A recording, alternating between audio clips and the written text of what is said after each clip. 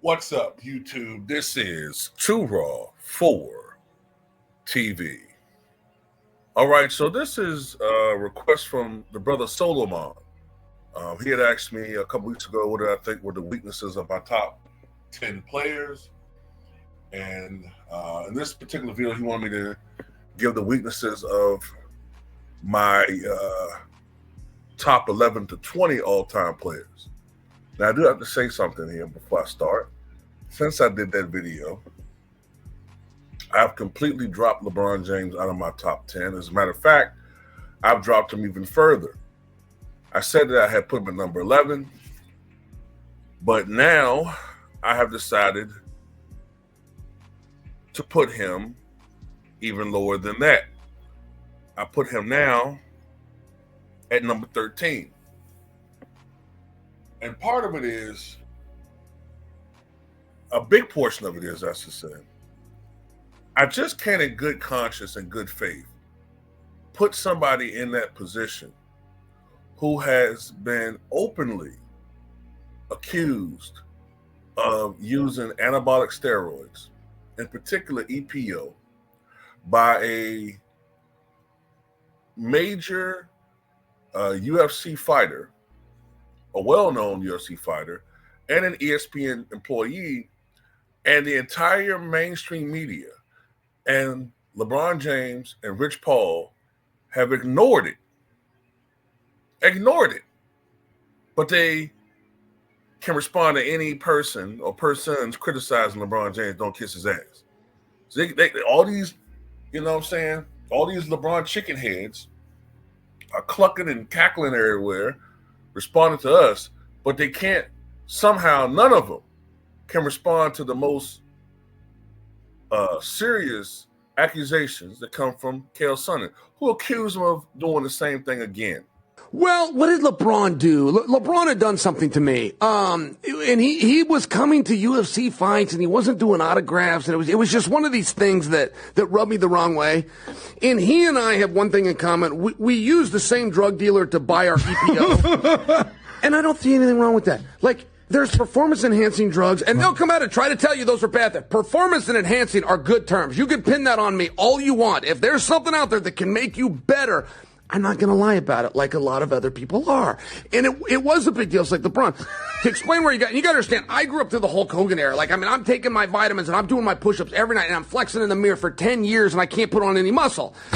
Like, Hulk, why didn't you say you were taking anabolic steroids? Like, I did the prayers, I did the I would have done the steroids. Yeah. So is there validity to your story with the same drug dealer? Is that actually accurate? Straight up. Specific, yeah, but it's a wonderful drug. See, this is what, but guys, it's good. It's a legal medicine. There's your boy. That's one of the things. It's a legal now. You can ban it in sports and there's different rules, but I'm sharing with you, like, this is what Lance Armstrong did. When he finally came clean, it was something called EPO. And in the world of performance-enhancing drugs, in my experience, EPO is king, and it is king by 8. I would pass up 5 others up just to have that, but it's very, very difficult to get. It's very expensive. We happen to have the same guy. I didn't say that to out him and or embarrass him. This wasn't like a dry snitch. I'm sharing that if you want to get a basketball, you want to make it to 38, you want to be the MVP of the league, you can't just go do certain things. There's a little bit more to it. Let me share with you what that is. I mean, I have the same problem with The Rock. Every time I'm around The Rock, he's a very nice guy to me, but I don't know why he denies steroids. He denies them, and John Cena denies them. It's like, guys, they're legal. Testosterone is legal. Steroids got a bad rap and this dirty rap, and it brings in connotations that you're in like a back alley of a Gold's Gym and you're buying something out of a brown paper bag. There's also legal medicines, which is what you guys do. I believe The Rock takes his legally. Why wouldn't you just come out and tell people that? It's a great. Stallone did. Schwarzenegger finally did. Suzanne Summers did and wrote a book on it. But that's a very honorable thing. If this is what you're truly doing, I feel you're saying that's not all natural, Phil. And you can say nothing. Like, you can just post those pictures and say nothing. But if he chooses to come out and say, "Here's my diet, here's my cheat meals, and here's specifically what I do," but you leave out the anabolics, which you know is what's actually creating that, not the pancakes in the morning and the 4 a.m. wake up.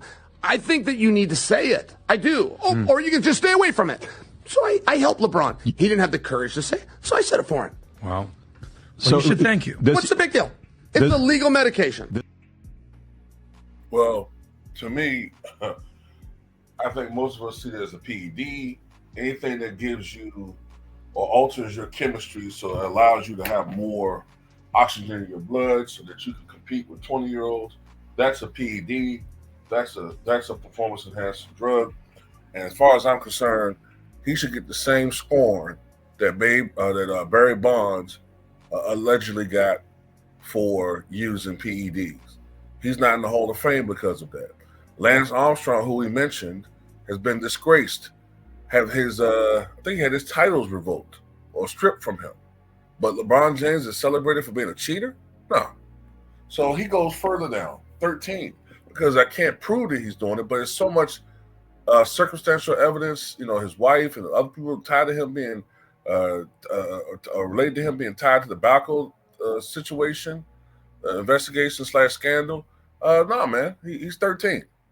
But anyway, he rises on my all-time list, and Dr. J gets a little higher. Okay, Dr. J gets a little higher because I've decided to include his ABA career because I've been kind of not doing that when I do my all-time list. But yeah, when you include his ABA career, I think he's damn near a top 10 player. But anyway, let's go. Number 20, I got Karl Malone. Okay, I don't want to make this video too long, so let me just go straight to the weaknesses. Man, Karl Malone sometimes underperformed in big games in the playoffs. But to be fair to him, it was a little bit easier for defenses to key on him because he was their main offensive call. He didn't have that other superstar to take some of the pressure off of him. And also, I thought Karl Malone didn't finish very well around the rim when he was contested by other big men. You know, I don't know whether it's the fact that he, you know, didn't have the greatest leaping ability. But if you notice, if you watch him actually play, when they would run pick and rolls for him, he sometimes struggled finishing at the rim. Like he might miss a layup, get the rebound, have to put back, maybe make the second attempt or miss. He was much better on the pick and pop. Karl Malone, you know what I'm saying? When he developed that mid-range jumper, he really elevated his game to another level. He won 2 MVPs in a span of 3 seasons. Earlier in his career, he was not a great foul shooter. He became a very good foul shooter, although he could still be a little inconsistent at times in big games, especially in the postseason. He was not a great passer at the beginning of his career, but he became a good and or elite passer. And I won't hold the fact that he won a great three-point shooter because that was the era, and big men weren't expected to shoot threes. So that's Karl Malone. Charles Barkley, weaknesses. Defense. I mean, he's very self-deprecating about that. Defensively, he was not a great player, a great on the end of the floor, and he was not a great three-point shooter. Now, I mention it with him because he actually did attempt threes more than most power forwards in that era. And I believe he only shot 26.6% from three for his career. The number stays stuck in my head for some reason, 26.6%. Not a great three-point shooter at all. He would have his moments. He would have his little stretches where he would knock them down, but he was not really a good three-point shooter. And he was not a great rim protector, not a great shot blocker. But, you know, and you could even argue maybe even at times not the greatest role model or example for other teammates. You know what I'm saying? He got better with being, you know, taking his body more seriously as far as being in shape, but he was never the greatest at that.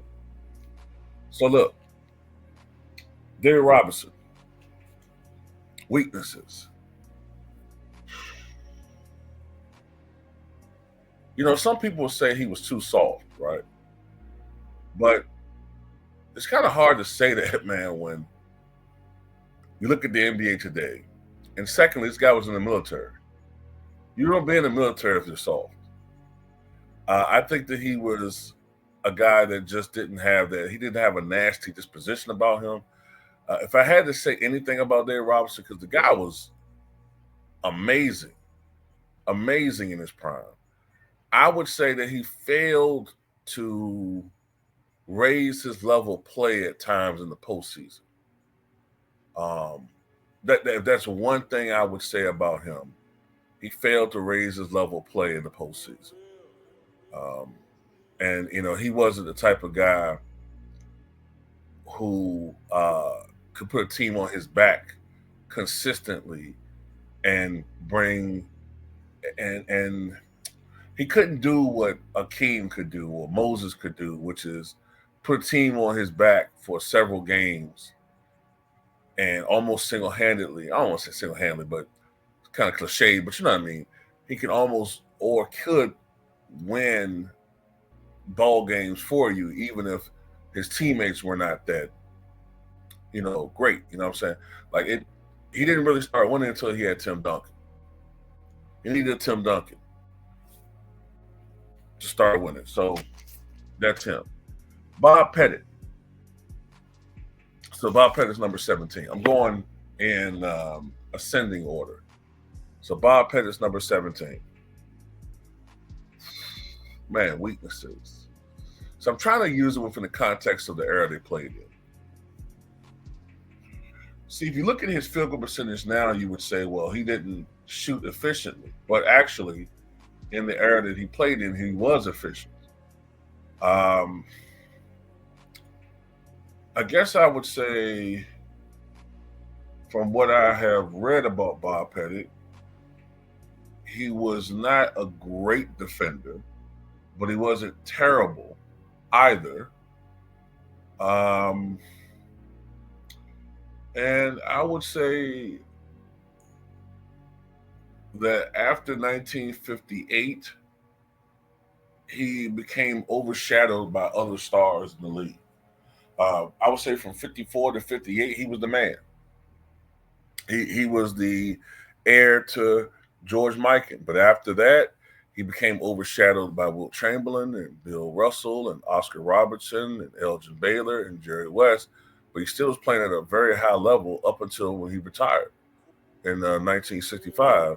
But he just became overshadowed by those guys.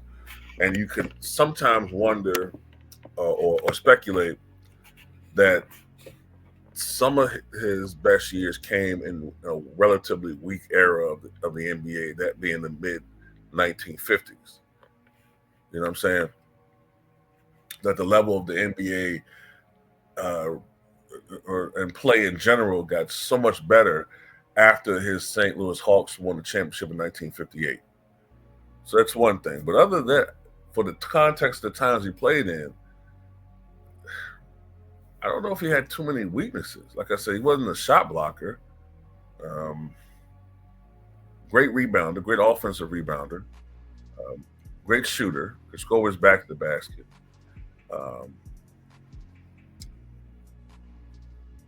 You know, maybe you could argue he wasn't the best ball handler. But other than that, Bob Pettit. Jerry West, number 16.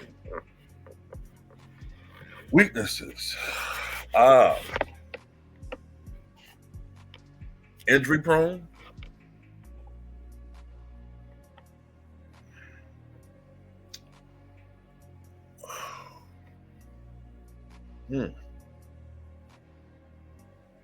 Could sometimes go into shot jack mode. You know what I'm saying? Sometimes could have tunnel vision to the point where he could be prone to hero ball. But then again, Elgin Baylor had that problem too. But I think Jerry West, even though he was normally efficient, sometimes he could get a little trigger happy with shooting. Okay. Sometimes felt like the only way that he could win a basketball game is by going out there and trying to overwhelm the team offensively. And sometimes, and he even said this as he got older, and then when he looked at his career in hindsight, maybe he should have trusted his teammates more and became more of a facilitator, which he did as he got older. In the late 60s, early 70s, early 70s. That's when he transitioned to being more of a facilitator. Gail Goodrich was more of the off guard, shooting and scoring basketball. And it's interesting that that's when the Lakers started winning. When on a more consistent basis, when Jerry West played more point guard than he did shooting guard. But other than that, man, he was a tenacious defender, great offensive player, very, very good passer, great playmaker. Jerry West, man, unbelievable. Just didn't win a lot. Didn't get done in the playoffs. And I know that many people would say that's a weakness, but it's hard for me to say that when the Lakers are going up against those super, Boston Celtics teams all the time. At number 15, I got Stephen Waddell Curry. The greatest three-point shooter, and probably the greatest shooter of all time. Weaknesses.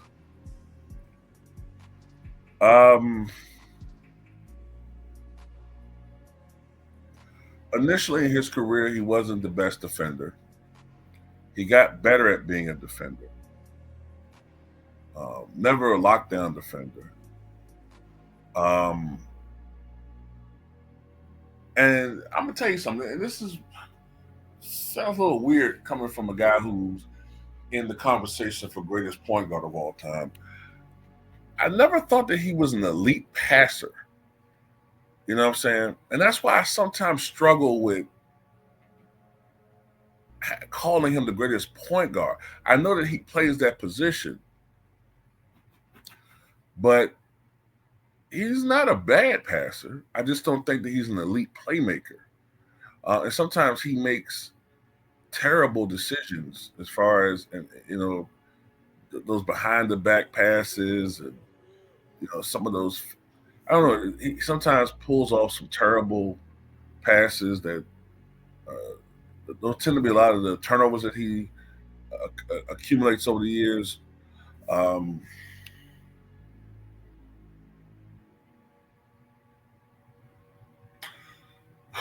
What other weaknesses I would say with Steph Curry?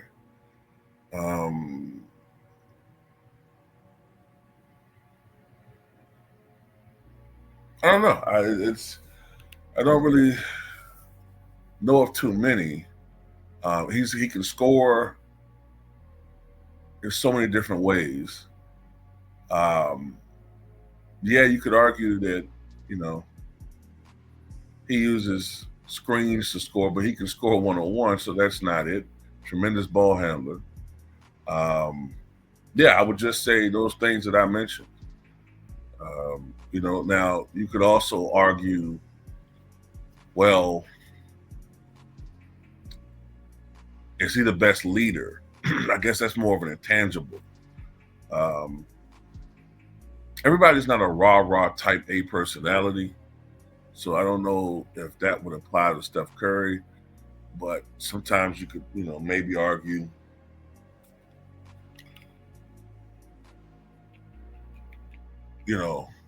Even though the Warriors have won 4 championships, has Steph always been their unquestioned leader? He's been generally their best player, but he's always been their unquestioned leader. I don't know. That's something that you could look at, but other than that, I don't really have any other critiques of Steph Curry, really. I mean, you could argue now, I'm not a fan of his influence when it comes to how everybody shoots threes, but I mean, it is what it is. Number 14, Moses Malone. Let's see. Moses was not a great rim protector, not a great shot blocker. Moses was also not a great playmaker or a great passer. Now, those weaknesses, especially when it comes to playmaking and passing, were not as they didn't really matter as much in that era, but it wouldn't matter today. It wouldn't matter today as far as a big man who cannot or was not a great passer or great playmaker. That wouldn't cut the mustard today. So that's why I think that plus other aspects of his game, people today looking at the game as how these big men play today, they think Moses wouldn't be as great. But he was a really good, for the era he played in, he was a good ball handler. So there's that with Moses Malone. But I still think he's one of the most underrated big men that the game has ever seen. Number 13, LeBron Ramon James. I've already talked about this with LeBron in my other video. I have an asterisk by him because of the accusations of anabolic steroids that the media conveniently ignores, but they try to destroy Barry Bonds with it, which is why I despise the media, because they play favorites. David Ortiz is in the Hall of Fame, although he's been twice popped dirty, but I guess it doesn't matter when you kiss the media's ass. But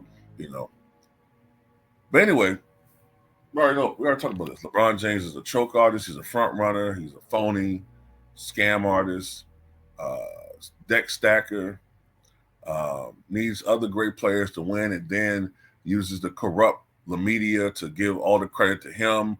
I'm already seeing LeBron MVP discussions. He's a scumbag of the highest order. And I also suspect that, he's a zest bucket, and he's a narcissist. He expects everybody to kiss his ass, but loyalty is a one-way street when it comes to this clown.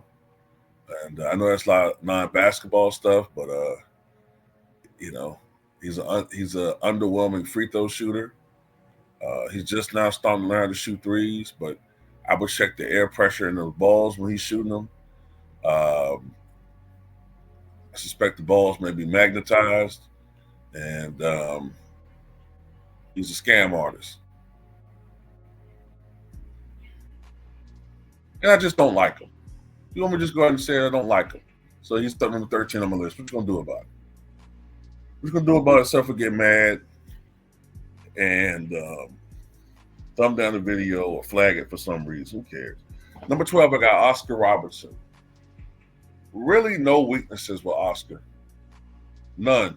Other than, maybe he wasn't the greatest defender. But other than that, really no weaknesses. And there was no three-point shot back then.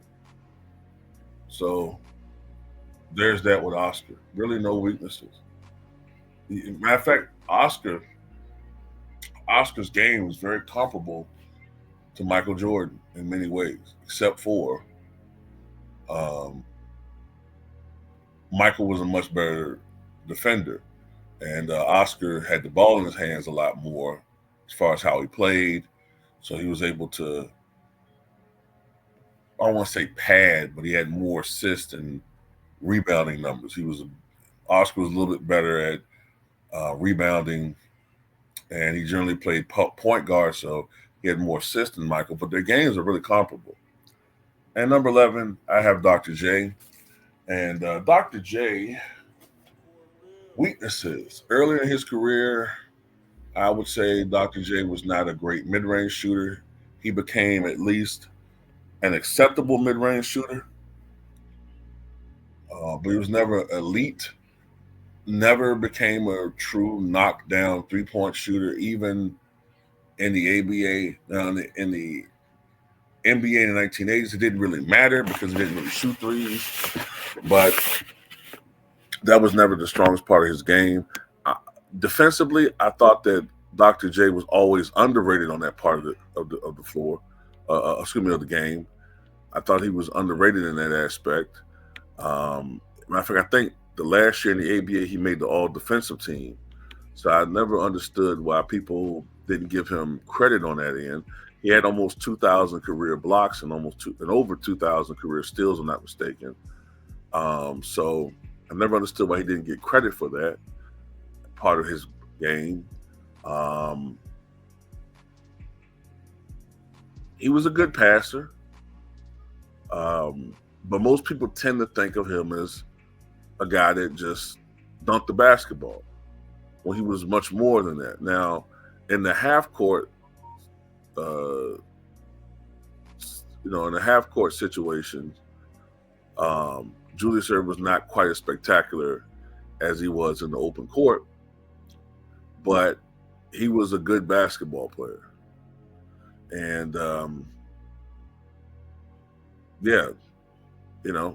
like I said, he didn't have the best bag as far as offensive moves, but consistently,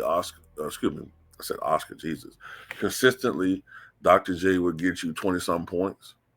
Consistently, he'll get you 6 or 7 rebounds, 4 or 5 assists, 1 or 2 blocks, 1 or 2 steals, and a highlight reel dunk. And he can play off the ball too. And Moses didn't demand the basketball a lot either. So that's why they were able to mesh very well in Philadelphia, and they won a championship. But anyway, that's all I got to say about this one, man. Tell me what you guys think.